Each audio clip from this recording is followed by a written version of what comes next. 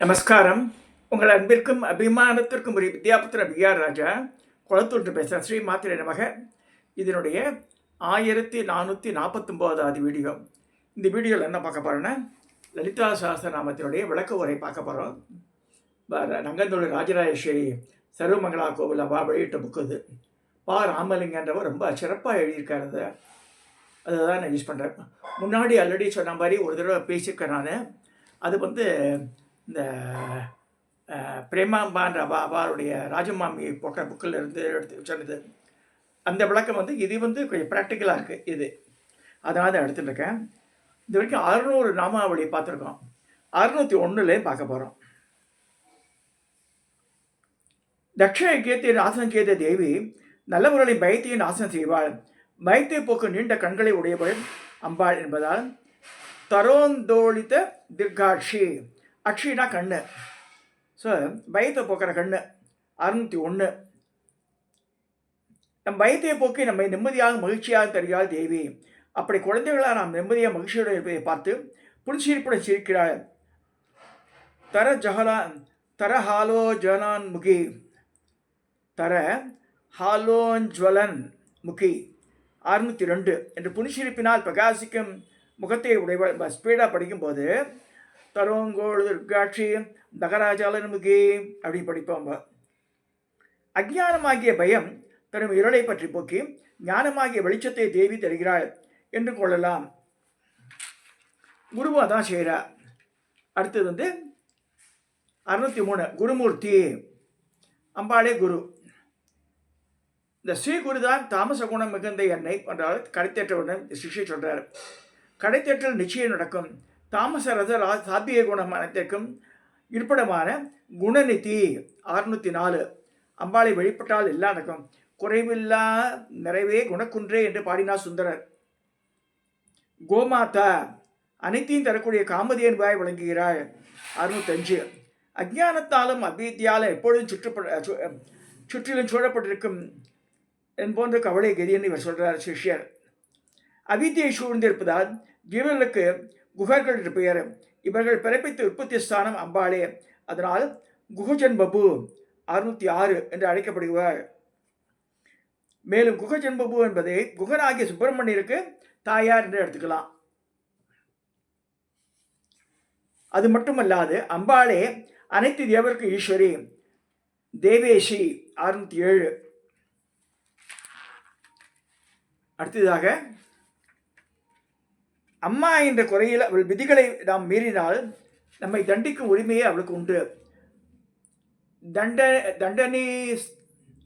தண்டநிதிஸ்தா 608. குற்றம் செய்வோரை தண்டிக்கும் நீதி சாஸ்திர வடிவாக விளங்கிறாள் அம்பாள். தகராகாச ரூபிணி 609. நிச்சயமாக நம் உள்ளே இருந்து நம் பண்ணுவதை கவனித்துக் கொண்டிருப்பாள் அம்பாள். தகராகாச ரூபிணி தகராகாச ரூபிணி ஆக ஹிருதயத்தில் உள்ள சூஷ்ம ஆகாச ரூபமாக இருக்கிறாள் அம்பாள். மாதா புராரி சுகபாரி பறை நாரி உமை ஆகாச ரூபி அபிராமி என்று சொல்கிறார் அருணகிரிநாதர். பூர்ணிமை மட்டுமல்ல, பிரதிபன் முக்கிய ராகாந்தா திதிமண்டல பூஜிதா 610. பிரதமை முதல் பௌர்ணமி வரைக்கும் அம்பாளே பல்வேறு ரூபங்கள் இருக்கா திதி நித்தியாக. இந்த கலைகளின் வடிவாக இருப்பதால் அம்பாளுக்கு கலாத்மிகா 611. அம்பாள் சந்திர கலைகள் ஒவ்வொன்றின் வடிவாளுங்கிறது மட்டுமல்லாது சந்திர கலைகளின் தலைவியாக கலாநாதா 612 விளங்குகிறாள். சந்திரமண்டலமே ஸ்ரீசக்கர ரூபம். இதனால்தான் கவிகள் பெரும்பாலும் சந்திரமண்டலத்தையே நிறைய பேசுகிறார்கள். அம்பாளே இதுக்கு இந்த சந்திரகாந்தம், அதாவது தங்கள் கவிகளின் மனோசக்தியை எழுப்பக்கூடியது சந்திரகாந்தம். அவர்கள் படைத்த காவியங்களா அம்பாளே சந்தோஷமடைகிறார். காவியாலாப விமோதினி 613. ஆனால் சரஸ்வதி தேவிக்கே இந்த சக்தி தெரிவு அம்பாள் தான். ஸ்ரீ சரஸ்வதியை லட்சுமியிடம் சேர்ந்த அம்பாளுக்கு 2 பக்கமும் சாமரம் வீசிக்கிறாம படங்கள்லாம் இருக்கு. சசாமர ரமாபாணி சபிய தட்சிண சேவிதா 614. பூமகள் நாமகள் பணி மயிலாபுரி கற்பகமே சொல்லி பாடினா பாப்பநாத சிவன். தேவியானவள் லட்சுமி சரஸ்வதிகளுக்கு மூலசக்தியாக இருக்கிறாள். அதனால தான் காமாட்சி அம்பாளுக்கெல்லாம் ரெண்டு பக்கமாக மகாலட்சுமியும் சரஸ்வதியும் பக்கம் ஷேடி பண்ணுறோட இருக்க மாதிரி போட்டிருக்காங்க. ஆதிசக்தி 615. அவளையே சக்தியோ அளவிட முடியாத காரணத்தால் அவளை அமேயா 616. கருது எற்றிடா நிறைபொருள் அளவை யார் காண்பர் என்று தாய்மானவர் சொல்கிறார். உள்ளிருக்கும் சக்தி தேவியே என்றால் உள்ளிருந்து செயல்படுவது அவளே தானே என்றாகிறது. ஆமாம், அவளே ஆத்மா 617. ஜீவாத்மாவை இருப்பது அம்பாள் தான், பரமாத்மா இருப்பது அவளே தான், பரமா 618. ஜீவன்களாகிய நம் உள்ளே இருக்கும் ஆத்மாவே தேவி என்றால் நம் மனதை மிகவும் சுத்தமாக வைத்துக் கொள்ள வேண்டுமே. அம்பிகை படிக்கும் வசிக்கும் இடம் என்றோ நிச்சயமாக மனதை சுத்தமாக வைத்திருக்க வேண்டும். அவள் தயவுதான் வேண்டும். பாவனா கிருதிகை 619. அம்பாளே நம்மை பரிசுத்தமாக செய்யும் ஆக்குருதி திவ்ய சரித்திரம் ஞானம் இவற்றை உடையவள். அடுத்தது அநேக கோடி பிரம்மாண்ட ஜனனி என்று அழைக்கலாம் 620. பெரிய அகிலாண்ட கோடி பெற்ற நாயகி என்று தாய்மானவர் சொல்றார். கோடி அண்டம் இயக்கி அளிப்பவள் என்று பாரதியார். அவள் பெரும் சக்தியை எப்படி எண்ணி பார்க்கலாம்? அவள் ஸ்வரூபத்தை எண்ணிப்பார். திவ்ய விக்கிரகா 621. சுந்தர உரிவினால் எண்ணிப்பார். இது ஸ்தூல தியானம். சூஷ்ம வடிவில் அவளை எண்ணி பார்க்க வேண்டுமானால் அவளே கிளிங்காரி 622. காம பீஜத்தின் வடிவாக இருப்பதாக பார். மேலும் சூஷ்மதரமாக நினைக்க வேண்டுமானால் கிளீம் பீஜத்தில் ககாரம் லகாரம் இரண்டை நீக்கி மீதி இருக்கும் காமகலா பீஜத்தை இருப்பதாக எண்ணிப்பார். இந்த பீஜம் வடிவில் இருப்பதா அம்பாளுக்கு கேவலா 623 என்ற பெயர் உண்டு. தன்னை ஒருவருக்கு அறிவு அரிதாய் தானே தானாய் எங்கும் நிறைந்து உன்னதற்கு அறிய பரவழியாய் உலவா அமுதாய் ஒளிவிளக்காய் என்று அன்பால் சொல்லப்படுறார்.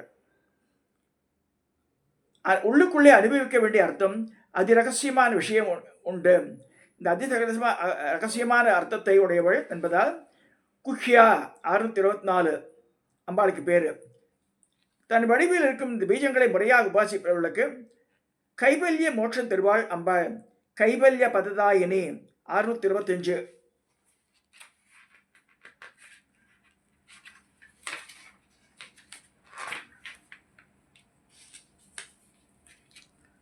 இவ்விதமாக மோட்ச பதிவுகளை சிவபக்தனுக்கு சிவன் தருவார், விஷ்ணு பக்தனுக்கு விஷ்ணு அளிப்பார் இல்லையா? உண்மைதான். ஆனால் சிவன் விஷ்ணு பிரம்மா ஆகிய மும்மூர்த்திகளுக்கு முந்தி இருப்பது தேவி என்று மறக்கக்கூடாது. திரிபுரா 626 என்று அம்பாளுக்கு பெயர். மும்மூன்றாய் இருக்கும் எந்த விஷயத்தையும் திரிபுரம் என்றுதான் பெயர். ஆமாம், மும்மூன்று வடிவான எல்லா விஷயங்களுமே தேவியை உரைகிறாள் என்று சொல்கிறேன். 3 லோகங்களுக்கும் அவளையே வணங்குவதால் அவளே திரி ஜெகத் வந்தியா 627. பிரம்மா விஷ்ணு ருத்ரன் மும்மூர்த்திகளின் வடிவாக இருப்பதால் திரிமூர்த்தி 678. ஜாக்கிர ஸ்வப்ன சுஷுப்தி என்ற 3 நிலைகளுக்கும் ஈஸ்வரி என்பதால் திருதேஸ்வரி 629. 3 அக்ஷரங்கள் கொண்ட மந்திரங்களை வடிவாக இருப்பதால் திரேஸ்வரி 630.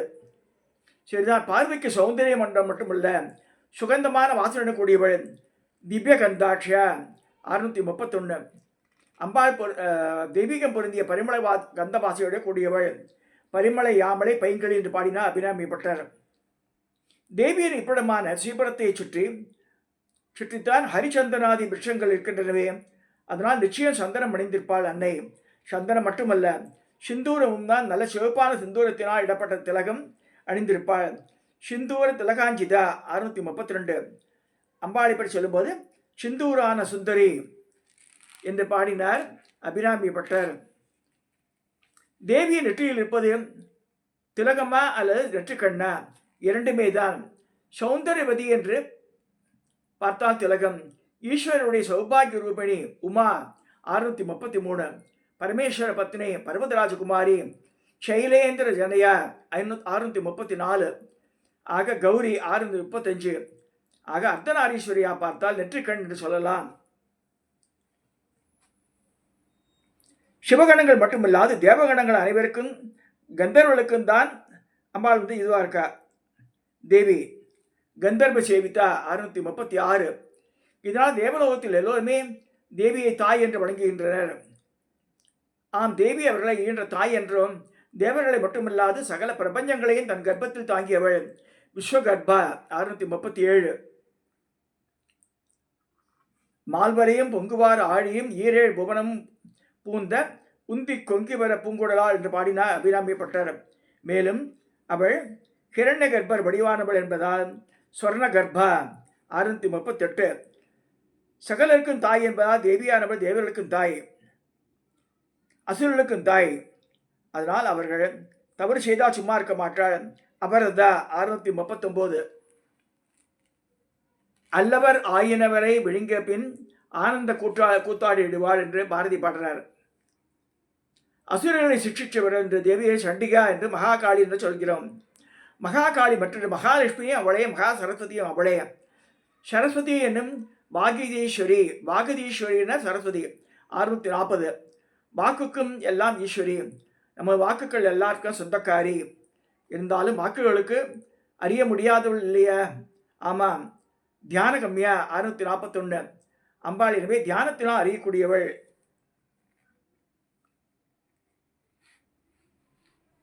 அடுத்தது அபிஷேத்யா. 642.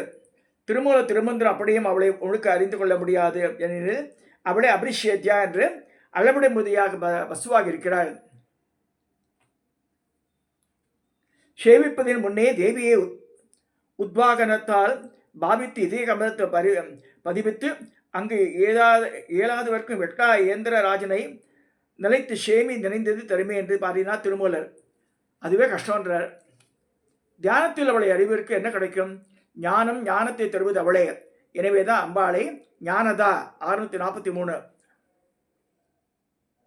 அந்த ஞானத்தையே தன் சரீரமாக கொண்டிருப்பளா அவளை ஞான விக்கிரகா. 644. திருவாசகம் சொல்றது, பொய்யாயின எல்லாம் போயகல வந்தருளி மெய்ஞானமாகி விழுகின்ற மெய்ச்சொல்றர் என்று போட்டுகிறது திருவாசகம். வேதங்களுக்கு முடிவான ஞான காண்டமாகிய வேதாந்தங்களாக காணப்படும் ஞானமா அதுவேதான் எல்லா வேதங்களிலாலும் அறியப்படுவள் அம்பாள். எனவே அவளே சர்வ வேதாந்த சம்பேத்திய. 645. ஆக ஞான வடிகிறாள் தேவி. சதா ஆனந்த ரூபமே ஞானந்தான் என்று பார்த்தோம்.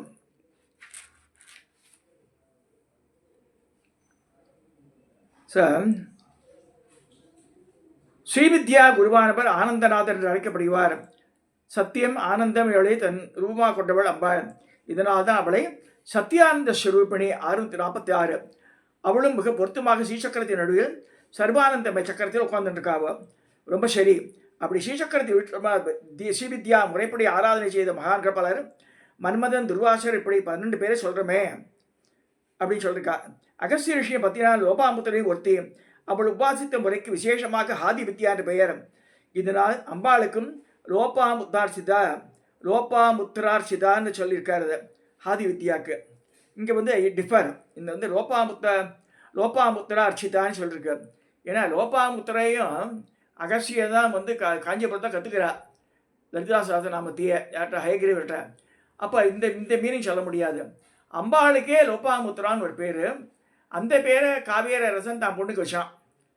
ஸோ அப்படிதான் எடுத்துக்கணும். தவிர லோபாமுத்ரான்ற பெயரால் அர்ச்சிக்கப்பட்டவள் எடுத்துக்கணும் நம்ம. சிருஷ்டியும் லயமும் தேவியின் செயல்களே. லீலா கிருப்தர் பிரம்மாண்ட மண்டலா. 648. பல பிரம்மாண்டங்களை விளையாட்டாகவே சிருஷ்டி செய்கிறவள். உண்மேஷ நிமிஷோத்தன்ன விபன்ன புவனாவளி கண்ண மூடி தளத்துக்குள்ள படைச்சுடுறா. மேலொடி கீழங்கள் தரும் பேதை என்று சொல்லுகிறார் திருப்புகள். சிருஷ்டியை நாம் பார்க்க முடியே தவிர சிருஷ்டி செய்திகளை பார்க்க முடிவதில்லையே. ஆம், பிறரால் பார்க்க முடியாதவற்றை அம்பாள். இதனாலேயே அதிர்ஷ்யா 649 என்று பெயர் பெற்றவள். அதிர்ஷ்யான பார்க்க முடியாதுன்னு அர்த்தம். பார்க்கக்கூடிய வஸ்துக்கள் எதனுடன் சம்பந்தம் இல்லாமல் இருக்கிறாள். இதனால் திஷ்யரகிதா 650 என்று அவளுக்கு பெயர். அதிஷ்யா திஷ்யரகிதா. திஷ்யரகிதான அதாவது எதனுடன் சம்பந்தம் இல்லாமல் இருக்கிறாள். பார்க்கக்கூடிய வஸ்துக்களோட ஷீ இஸ் நாட் ரிலேட்டட் அப்படின்னு அர்த்தம். இதை சொல்லி 650 ராமாவளிக்கு பார்த்துக்கோ. அன்னைக்கு இதோட இந்த பதிவை நான் நிறைவு செய்கிறேன். இன்னும் பின்வரும் காலங்களில் இன்னும் 350 ராமாவளி பார்க்கலாம். அதை சப்ஸ்கிரைப் பண்ணுங்க, ஷேர் பண்ணுங்க, லைக் பண்ணி கேளுங்க இந்த மீனிங்கை. நமஸ்காரம்.